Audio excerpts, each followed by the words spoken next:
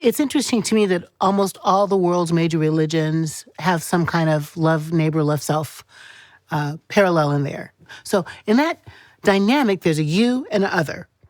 So I'm sorry, how are you going to love the other if you don't love you? You just can't really do it. I want to raise a people who know how to love themselves. That's the work.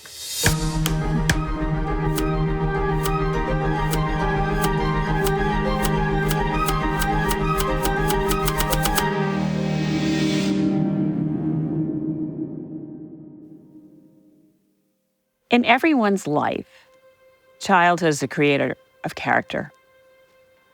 How would you describe your childhood and how it informed your character? My childhood had many facets to it. I'm the oldest child in a family of 5. Later in our life, we ended up finding our half-brother, so that made me second. There were lots of years when it was just me and my sister Wanda, living on Air Force bases with my parents. And there was this kind of idyllic, evergreen spaces around the base, wild blueberry patches around the base, places to hide and seek, lots of beautiful quartz rocks that my sister and I would collect and play rock family with, big, beautiful rocks, swinging on our swing set, watching Mom bake, listening to Dad scream at the football games. This was the first chunk of life, was just Wanda and Jacqui. How much trouble could we get in without getting in big trouble? Let's make coffee for Dad when he gets home from work by putting water in the Maxwell House can and just stirring the water up and see what happens. Let's take the Avon samples and go decorate Mommy's bed and face with that. Just mischievous girl stuff. The second chunk of childhood was the entrance of the boys, 3 little brothers. The first one was just magical to me. I was only 6. So I became a big sister, really, in that space. And all through it is a lot of deep, fierce love from our parents, protective love, demanding love. This is what Lewis kids do. We're mannerable.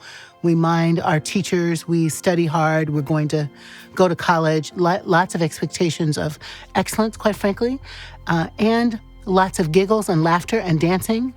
Lots of excellence was expected of you. Mm-hmm. Almost as there's a certain perfectionistic quality that you had growing up. You felt that you had to be perfect. Absolutely. Yeah. That must have been very difficult. Oh, no, it really wasn't, because it's what you're supposed to do. It's what you know. We were, your grades are posted on the refrigerator. How did you do? How did you do in those exams? Lots of celebration for the excellence. So I don't think it was a burden. It was.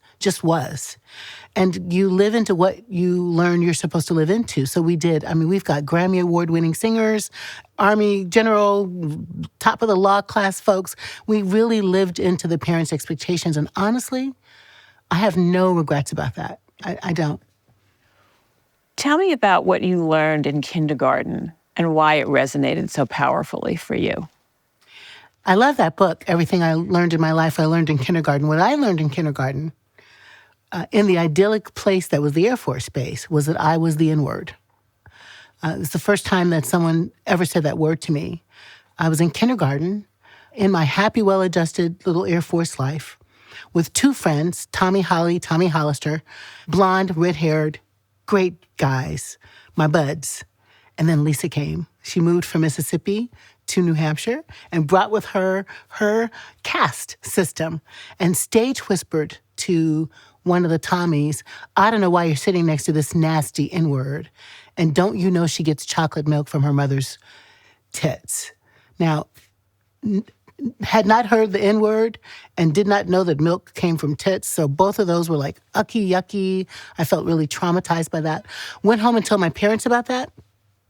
And they had the most amazing reactions that shaped my personality. My mother says, isn't it silly that people will think you're not as good as them because you're Black? I think I was a Negro in those days. I'm aging myself, but isn't it silly that people will think you're not as good as them because you're a Negro? Yeah, that is silly. And she took me to prayer. Like, we're going to pray about this. So in the middle of the now I lay me down to sleep prayers, we also prayed that I prayed that no matter how anyone looks, they'll know they're loved. That is my core mission, right? My dad was furious and went to the base commander and demanded an apology to him and to me. Now, this is 1963. And my dad is being an activist, a Black Lives Matter activist in 1963 in this all-white Air Force base. I was totally turned on to you can speak the truth in love and you can challenge things and they can get better. And I was totally turned on to prayer changes things. So you're called the N-word. Your parents explain it to you. Your mother really sort of diffuses the power by saying, that's so silly. That's so silly. And let's go to prayer here. And the high road is instantly taken. There's no corresponding attack. Well, that's not entirely true. I have to remember the story better. Because when she called me the N-word, I said, white cracker, you don't shine. I'll bet you $5 I'll beat you behind. I could not tell you where I learned that, how I knew that, how that bubbled up out of my body, but it certainly did. And in that talk with Mom, she goes, and Jack, we don't call people's names. We just don't do it. So there was still a high road right from them. Mommy was like, you are not going to bend down into the behaviors of these people. You are going to pray for them. And Daddy was like, these behaviors will get called out in the justice pool. And that's how it went. And is that the first time you realized that prayer was something that you could turn to? That wasn't the first time that I had turned to prayer in this moment. It was an every night ritual with my mom as soon as I had a bed. If you had a crib, she was ready. So at night, by the bed, a prayer. Now I lay me down to sleep. Or it started with, God, please love everybody. And then the now I lay me down, which is a little scary prayer. But then kind of learning that we could just image people. Like, who shall we pray for? So she put that in our imagination. The president, my dear, our grandmother. Let's pray for Fluffy. Like we could pray for the cat, So it was early that she taught a conversation with God did not need, big ritual. It did not need to be in church. It could be anywhere where you could call on God and chat a bit. In your book, you say that your journey has been one of making amends with yourself. Mm-hmm. What do you mean by that? Yeah, I have been on a journey most of my adult life to make amends to the little kid inside me. The times where I didn't tend to her well enough. If I didn't stand up for her on the playground, or if I didn't teach her that it was okay to swear, or if I didn't say, everybody else is having sex and you don't have to be promiscuous, but you might want to have sex right now. That could be okay. If I could give her more freedom to explore the edges of what theologically she had been taught was right and wrong. I think I would have loved to do that. And when you say her, you're really talking about you. I'm really talking about me, little Jacqui. One of the ways that I think about human development as a psychologist of religion is that there is a kind of inner family system. Right. So I'm not talking about multiple personality disorder, but I am saying at the different stages of my life, right? That girl that got called the N-word at 5 and the girl who didn't have any breasts when she was 12 and everybody else did, the 22-year-old that made love for the first time and was like, what is going on? I don't know what I'm doing. All of those Jackies are here and they keep moving and growing. And they show up and be like, we're scared, or that was hot, or, let's do better. So I think about comforting, encouraging myself. So many of us who've had childhood trauma have a piece of ourselves, a piece of our inner life that is that wounded child, that is that hurt child. And our job as adults is to protect that inner child, that wounded child, to put our arms around that child and help that child feel safe and cared for, and to help that child grow up.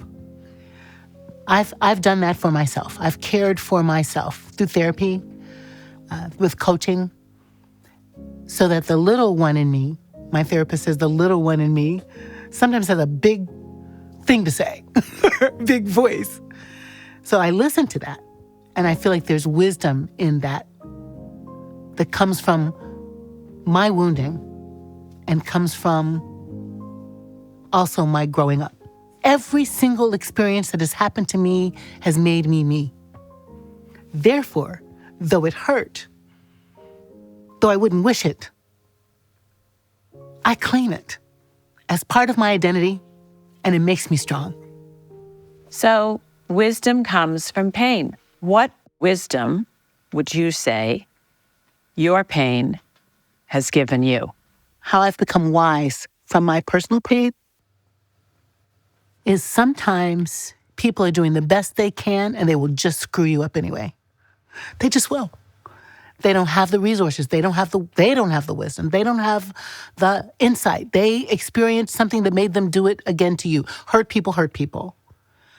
That's really important to me. It takes my hurt, sorrow, anger, and puts a little compassion up in that pot to stir, because that's what happens. I think also I can see in the world better the pain that's causing the behavior. So a staff person might just be out of their mind on a Sunday, and I think, but because the pain is a teacher about wisdom, I then have a different set of questions about that behavior. What has happened there? Are they remembering their mother's death? Are they feeling like they're not good enough today? Last night, did they have a fight with their partner? You just have a different interrogation. If you let the pain, your pain, make you wise, it helps you open your eyes to how other people's pain can be driving them. How did you become an activist? I was almost 9 years old when Dr. Martin Luther King Jr. was killed. I was on a field trip with my friends out in a nature center. Mr. Smith had us out on the road, my gorgeous, chocolatey brown, fourth grade teacher. And we got ready to go on the bus back to Chicago, and he was like crumpled and just crying. And what is wrong? Dr. King was killed today. Oh my God. So we're on the way back to Chicago, which is erupting in violence. My mom and dad are crying. Everyone's destroyed. The city's on fire. I mean, I don't know yet why people loot when someone gets killed that they love, but they did. And it was dangerous in our neighborhood, and the guns were being shot. My sister and I were hiding under our bed, and we were crying. And I promise, almost like a voice, this is going to be your job. I felt like the trauma of that assassination, killing love is how it felt in my body, like somebody that good can get killed, traumatized me and activated me at the same time. I found myself thinking, I'm going to be a drum major for peace. Now, that might be one phrase that I had heard in the world about Dr. King's speeches, but a drum major for peace sounded like the job description I was signing up for. And I don't know how I communicated that to my family or my church, but they got it, and they started setting the table for me. Like, let's go, on the March for Dimes. Let's go buy a cow from the Heifer Project for the kids in Africa. Let's support Cesar Chavez. I was like 11 years old sending checks to Cesar Chavez, right? It was incredible to feel this calling inside me and then have this flame fanned by the people around me. That they were like, we see you. We see you. This Ubuntu idea that I love. Like, I was seen by my family and my Sunday school teacher and my teachers as a girl who was going to be an activist and was an activist. And they just started throwing activist stuff in front of me. There was a lady named E. Valeria Murphy, was the oldest. I didn't think people could live to be that old when I was 9. She was this old, beautifully wrinkled Black lady who decided to take me with her to meetings around the state of Illinois. Let's go down here and talk about the indigenous thing. What? Let's go over here and talk about labor unions. It was crazy. I don't know what she saw, but she's part of why I'm a clergy now. And this last year, I got to speak at a thing honoring her. She's dead now, but she saw that in a world where a lot of the church says women can't speak in church and shouldn't be preachers. She saw my inner let's make it better, and gave a lot of energy toward it. How would you describe that inner person, that inner you, that I'm going to be part of the world and make it better? I think inside all of us is something that we're supposed to become, imprinted on us, inside us, stamped in us. I'm not saying it's static. I'm not saying it's only one thing. But I almost feel like it's part of what gets formed in the womb. I don't know. It feels that way to me. My inner forming toward activism and justice happens because of my birth order. How can I take care of my little sister? We're only 21 months apart.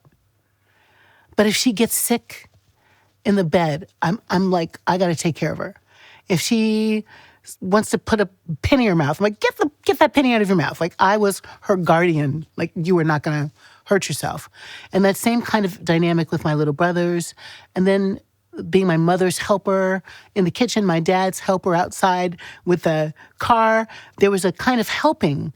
And literally, we become the thing we're affirmed being. I got so celebrated for being helpful, for having eyes that could see. So then your eyesight gets keen. Oh, let me see what else I can see. And that thing inside me that feels heartbroken when things go wrong for people, like I have real antenna, empathy for people.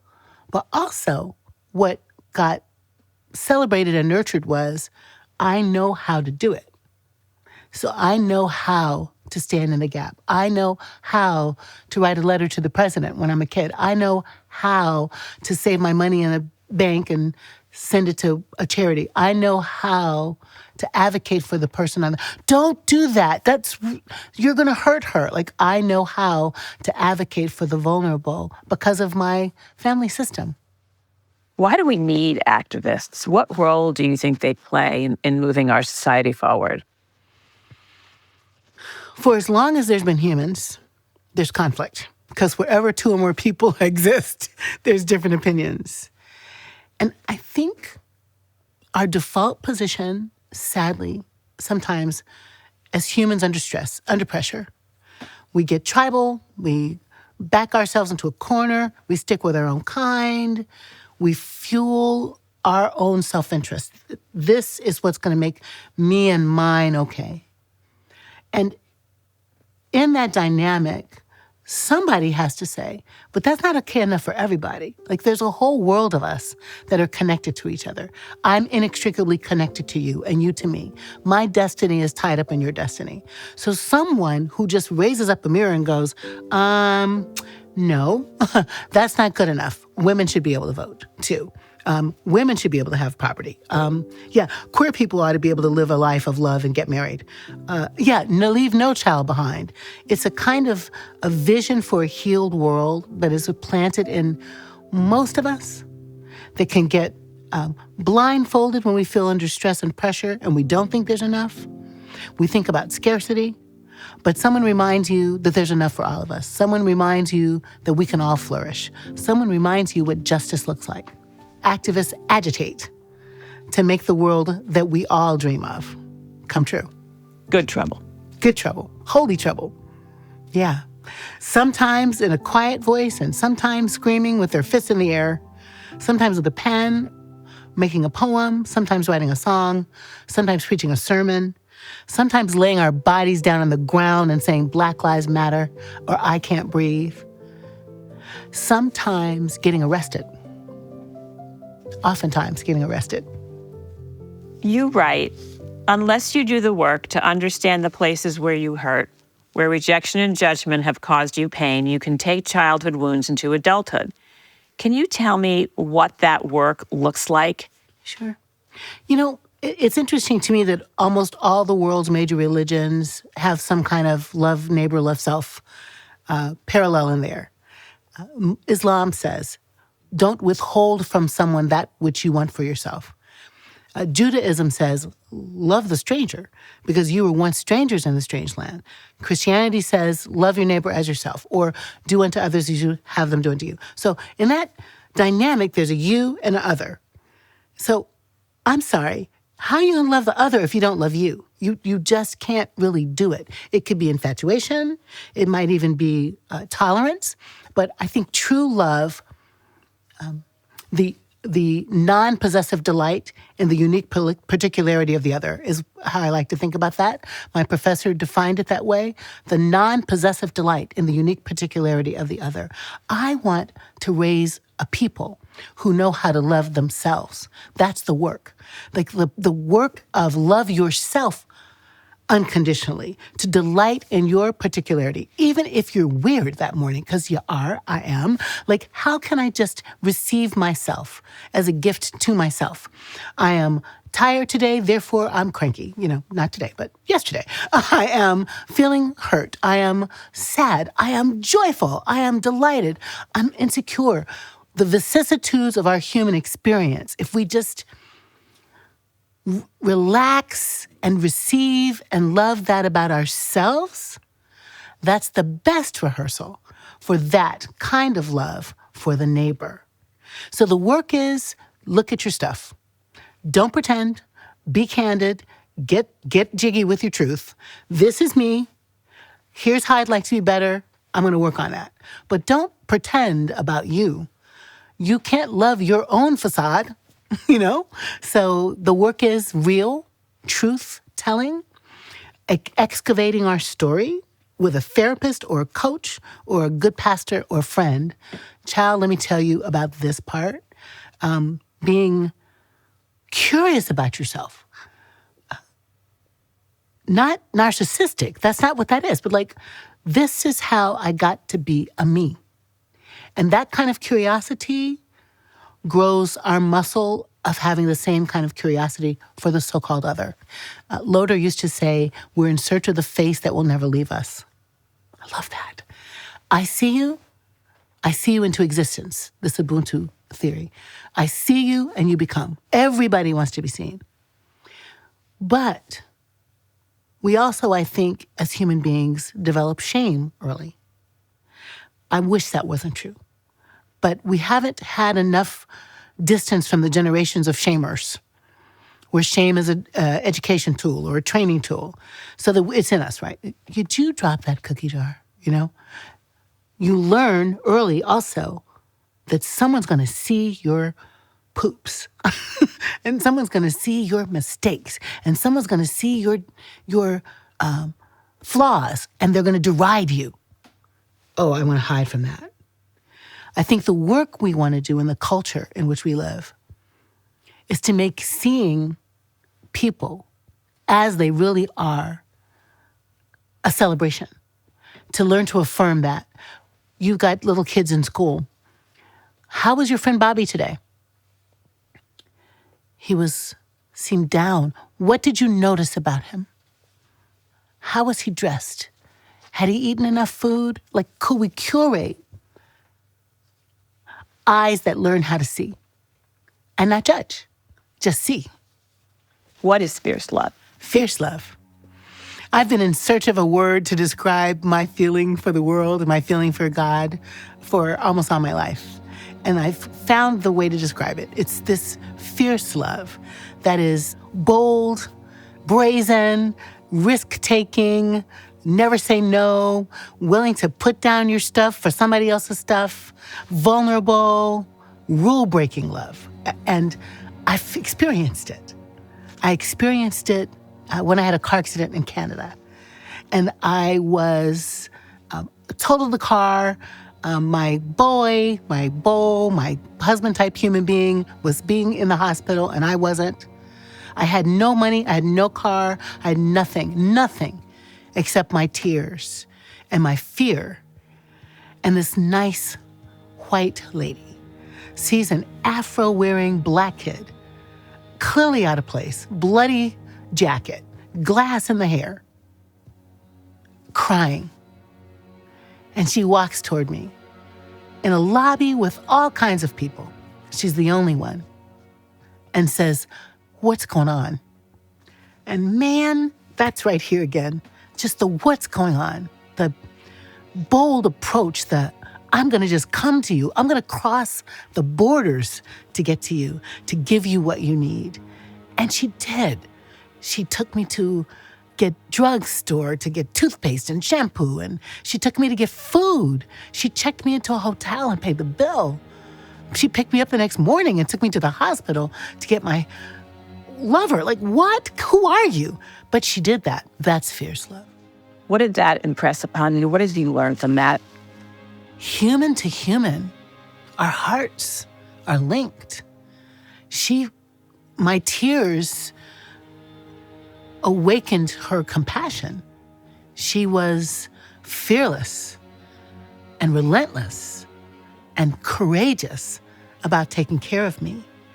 It unlocked in me my own capacity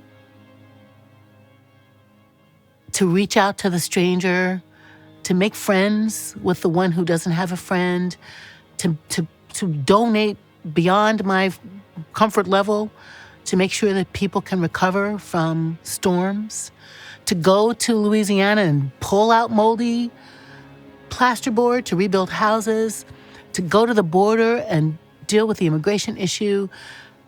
Her rule-breaking kindness and her ferocious courage became for me maybe the most theologically grounding event of my entire life, that I learned more about that than I did in seminary, about this kind of love that is the fount of all blessings. So that's fierce love. Fierce love is having the courage to cross lines, to break rules, to have extraordinary connecting compassion. Absolutely. I mean, my book, Fierce Love, subtitle, Ferocious Courage. Ferocious Courage is Linda Sarsour inviting Sharon Brous to speak at the Women's March, right? Palestinian Muslim activist invites Zionist rabbi woman. That's fierce love. Fierce love is I'm white, but I'm marching down the street for Black Lives Matter and willing to get pummeled, right, in that protest, to die in Charlottesville because I'm just standing up for the other person. Fierce love is the women in Iran rising up because one young woman is murdered because she doesn't have her hijab on right. And those women walking in the street with their hijabs off, taking pictures with their hair shorn, that's fierce love. Not just on behalf of me and mine, but on behalf of all of the humans on the planet. I'm going to stand in the breach and demand justice and love. How did you decide you were going to become a person of the cloth? I'm sorry. I did not decide to be a person of the cloth. I don't know what happened. I was 8 years old, and I took communion for the first time, which is called Eucharist in some traditions, but like the bread in the cup, which is a Christian appropriation of the Sabbath meal, but that's cool. I took it for the first time, and my mother was sitting next to me on the pew and said, Jacqui, when you take this bread, it means God will always love you. And it was like that sweet, yummy bread, that Hawaiian bread. Drink this cup. This cup means God will never leave you. God will always love you, and God will never leave you. I was like, I'm hooked. So I was hooked on God. And then I think I was haunted by God. I don't, why would I want to be a clergy? I mean, that's hard work. But I did feel early that I was supposed to be a drum major for peace, that I was supposed to work to heal the world. And I thought I'd be a lawyer, but this other thing kept pulling. And the pulling was a feeling of, to be honest, a feeling beyond myself, a beyond myself pull to join other people in this kind of march for justice. And being a clergy felt like the best way to do it. You write that we're the ones we've been waiting for, to write a new American story, to find a way to build fierce love in the world. What are our own, individually and collectively, next best steps forward? I love that June Jordan quote, we are the ones we've been waiting for. She wrote in a poem after some South African women were doing some resistance. It stays with me always. My friend Titus Burgess wrote a song about it. We are the ones we've been waiting for. It feels to me like a reminder that everybody's got a job to do. Everybody's got a job to do. So what are our next steps for healing a world? One is to be conscious of the way your fate and other folks' fates are intertwined. You are not on an island. We are our brothers and sisters' keepers. If we're going to go down, we're all going to go down. And I think the only way the boats are going to rise if we all rise together. So you understand that you're inextricably connected. That means when you go to the polls, you're not just voting for you. You're voting for that person's auntie, that person's uncle, that child's childcare, that person's 401k that's disappearing in the stock market. You're voting for Mama Earth. All of the choices that you make belong to all of us. Wow, that's a lot. But it's important. And that then 3 sends us into like issue investigation or just learning, right? Like get in the world and read the books written by the people, the books that have been banned. Read the books from the others. Listen to the music from the others. Listen to the radio from the others. Open your mind past your tribe. Open your heart past your tribe. And you're like, oh man, that's why this policy matters. That's why I need to take a stand over here. That's our next step. I am not alone. My fate is connected to other folks' fates. Therefore, I need to understand their point of view. In your own story, at this particular point in your life, I want you to repeat and finish this sentence. You know what I learned from my life so far? The big lessons I've learned, the real wisdom for me. You know what I've learned in my life so far? The big wisdom for me, the big lesson for me? I have so much power to make a difference. I cannot believe it. How you treat somebody in the grocery store line, what you decide to send or not send in an email, the way you pick up strangers on the street or on the subway. Girl, those shoes are fierce. People love being connected with. The power I have to change the weather. My friends call me Storm. To change the weather by what I decide to do and say is beyond my imagination.